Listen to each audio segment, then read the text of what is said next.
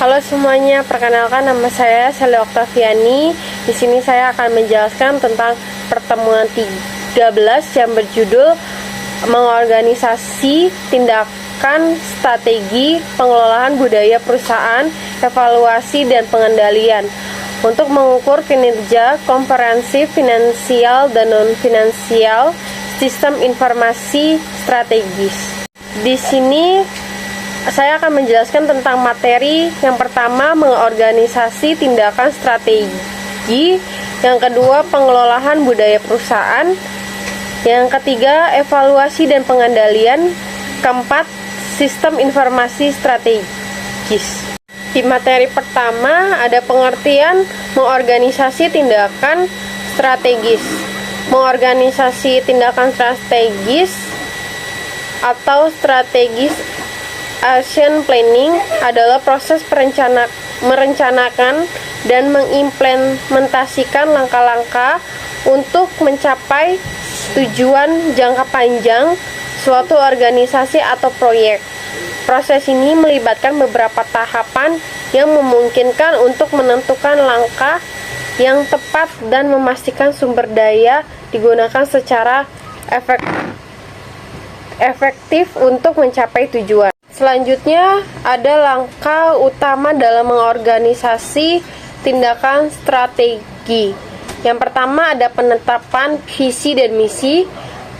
Yang kedua, analisis situasi. Ketiga, penetapan tujuan strategis. Keempat, pengembangan tindakan strategis.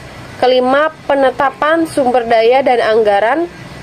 Keenam, implementasi tindakan. 7. Monitoring dan evaluasi. Ke-8. Penyesuaian dan pengembangan berkelanjutan. Selanjutnya, materi yang kedua, pengelolaan budaya perusahaan. Pengelolaan budaya perusahaan adalah proses yang bertujuan untuk membentuk, mengembangkan, dan mempertahankan budaya yang mendukung tujuan dan nilai-nilai organisasi. Budaya perusahaan mencakup cara orang berinteraksi, nilai-nilai yang dipegang, norma-norma, tradisi, serta sikap yang ada dalam organisasi. Budaya ini sangat berperan dalam membentuk perilaku karyawan, cara mengambil keputusan, serta cara organisasi beroperasi secara keseluruhan. Selanjutnya ada aspek penting dalam pengelolaan budaya perusahaan. Ada penetapan nilai dan misi, kepemimpinan, komunikasi yang jelas dan konsisten, rekrutmen dan pengembangan karyawan. Selanjutnya penghargaan dan pengakuan, evaluasi dan penyesuaian, mengelola perubahan budaya. Selanjutnya di materi ketiga kita membahas tentang evaluasi dan pengendalian. Evaluasi dan pengendalian kinerja merupakan langkah penting dalam manajemen untuk memastikan bahwa organisasi dapat mencapai tujuan yang telah ditetapkan. Dalam konteks ini, mengukur kinerja dilakukan secara komprehensif yang meliputi aspek finansial dan non-finansial. Selanjutnya ada penjelasan tentang aspek finansial dan non-finansial. Yang pertama ada kinerja. Kinerja finansial mengacu pada hasil yang tercermin dalam laporan keuangan yang menggambarkan bagaimana keuangan organisasi dikelola dan seberapa efisien sumber daya digunakan untuk mencapai tujuan. Kedua, kinerja non-finansial. Kinerja non-finansial mencakup faktor-faktor yang tidak terlihat langsung dalam laporan keuangan tetapi sangat mempengaruhi kesuksesan jangka panjang organisasi.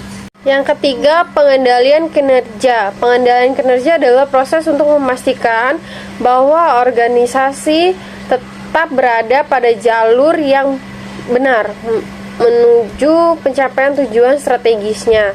Keempat, pendekatan kinerja komprehensif. Pendekatan kinerja komprehensif bertujuan untuk mengukur kinerja secara holistik dengan menggabungkan aspek finansial dan non-finansial. Selanjutnya di materi keempat, yaitu sistem informasi strategis.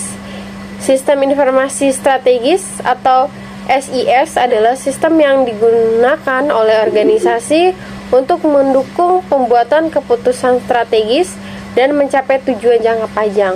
SIS mengumpulkan, mengelola, dan menganalisis data yang relevan dengan situasi bisnis organisasi, serta memberikan wawasan yang dapat digunakan untuk merumuskan strategi yang kompetitif dan efektif.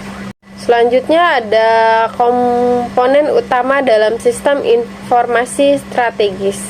Pertama, pengumpulan data, kedua, pengolahan data, ketiga, pengambilan keputusan, keempat, integrasi dengan sistem lain, kelima, dukungan terhadap inovasi dan keunggulan kompetitif. Selanjutnya ada tujuan utama dan sistem informasi strategis. Yang pertama, meningkatkan efisiensi dan efektivitas operasional. Dua, mendukung keputusan jangka panjang. Ketiga, menjaga keunggulan kompetitif.